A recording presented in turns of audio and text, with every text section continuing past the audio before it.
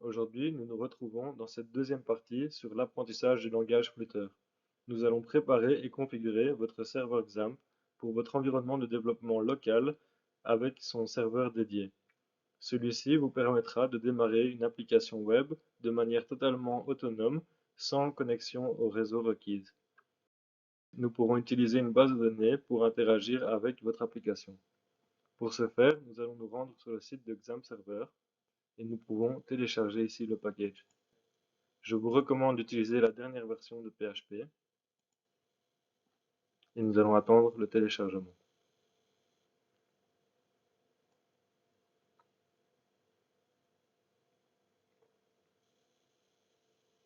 Voici, le téléchargement est en route.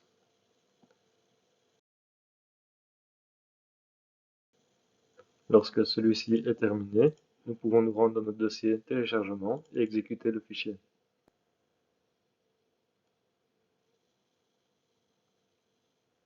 Nous allons faire une installation basique et accepter. Celui-ci va s'installer à la racine de votre ordinateur dans le dossier XAMPP.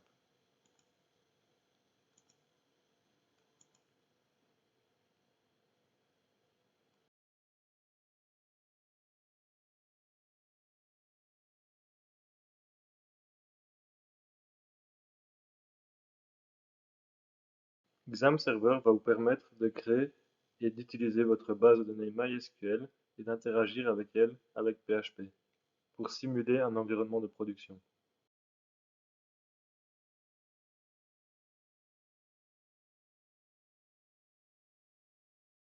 Nous pouvons voir ici qu'il est en train de préparer tous les prérequis.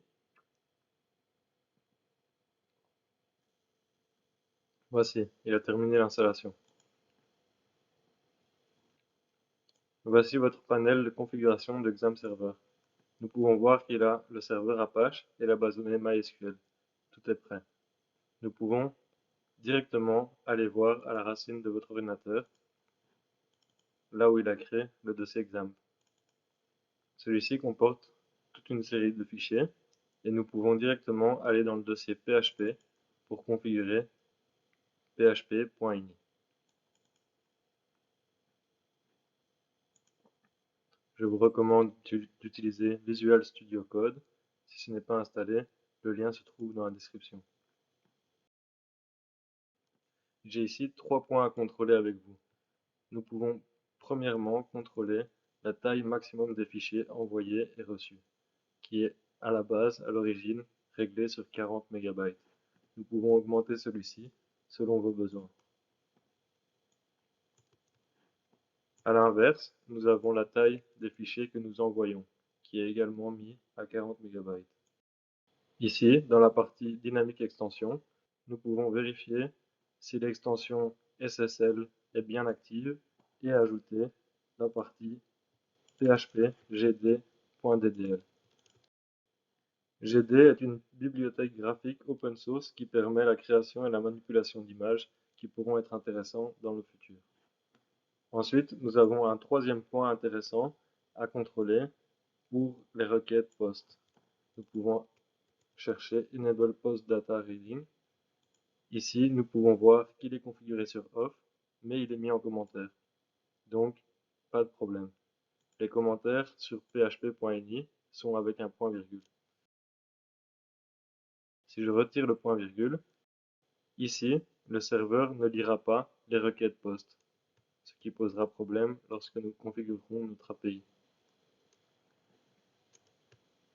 Nous pouvons maintenant sauvegarder le fichier .ini et quitter.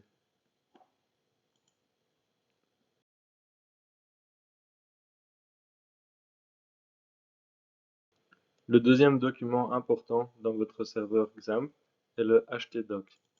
C'est ici que vous retrouverez la source de votre serveur. Nous pouvons essayer de le démarrer.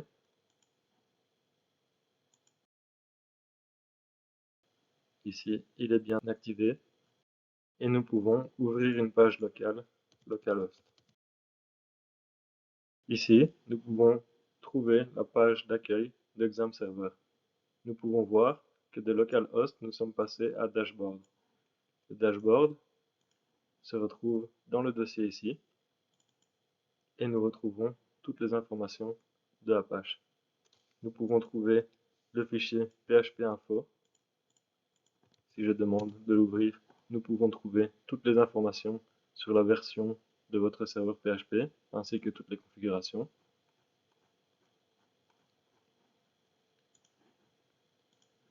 Maintenant, nous voulons créer notre application Flutter dans un nouveau dossier, MyFlutter.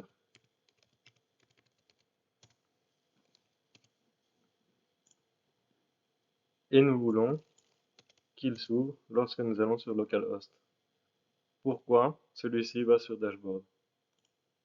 La réponse se trouve dans le index.php qui se trouve à la source de votre serveur, dans XAMPP htdoc. Ici, nous pouvons ouvrir ce fichier. Nous pouvons voir qu'il crée une redirection automatique sur Dashboard. Nous ne voulons pas cet effet. Nous pouvons le mettre en commentaire et lui demander d'aller sur MyFlutter. Nous sauvegardons ceci. Le serveur est activé et nous pouvons tester la mise à jour. Nous retrouverons bien dans le dossier MyFlutter. Seulement, le serveur Apache n'a trouvé aucun fichier à démarrer. Nous allons maintenant nous retrouver dans Android Studio pour créer le projet Flutter. Comme dans la vidéo précédente, nous allons créer un nouveau projet, MyFlutter.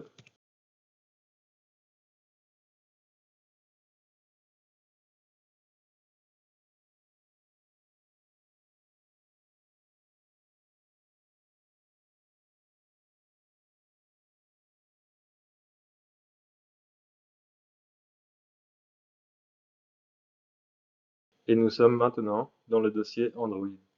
Nous voulons voir le dossier du projet complet. Nous pouvons le faire comme ceci.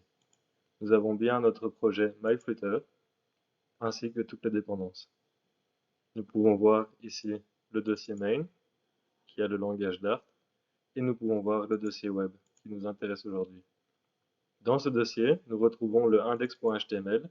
C'est celui-ci qui va être ouvert à l'appel de mon serveur. Ici, nous pouvons retrouver la redirection. Lorsque l'application est lancée, il est important que cette redirection corresponde à l'emplacement sur votre serveur. Ici, MyFlutter.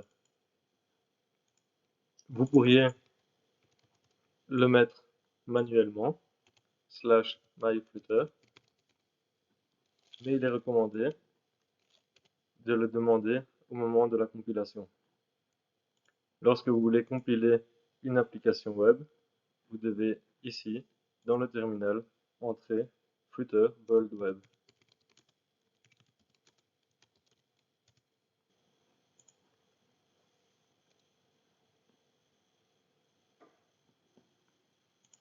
Nous allons ouvrir le dossier du projet et nous pouvons retrouver le dossier Bold. C'est ici qu'il a créé le projet. Nous avons le dossier web et nous avons maintenant toute la dépendance du projet. Si j'ouvre le index.html, nous pouvons voir qu'il a mis dans le href un hashtag. Un hashtag signifie la racine du serveur.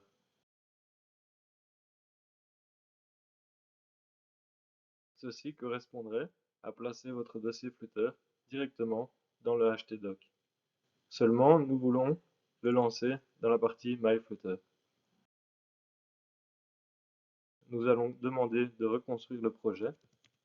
Vous pouvez utiliser la flèche du haut pour réutiliser la commande précédente. Ensuite, ajouter la base href.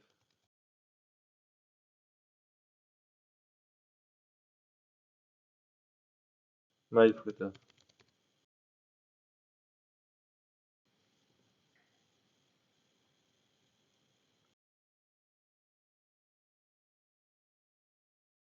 Nous retournons dans notre fichier Bold.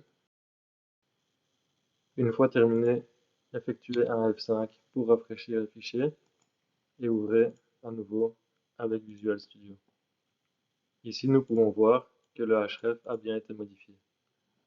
Nous pouvons donc maintenant transférer notre projet Flutter dans notre serveur. Nous nous retrouvons dans l'exemple hdoc myflutter et nous pouvons copier les fichiers ici. Si je relance maintenant mon serveur, nous pouvons trouver notre application Flutter sur notre serveur local.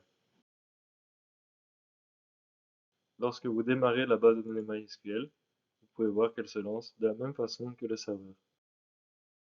Si je vais dans la partie Admin, nous pourrons configurer cette base de données.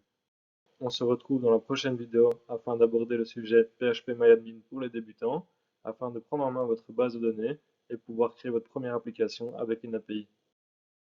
À très bientôt.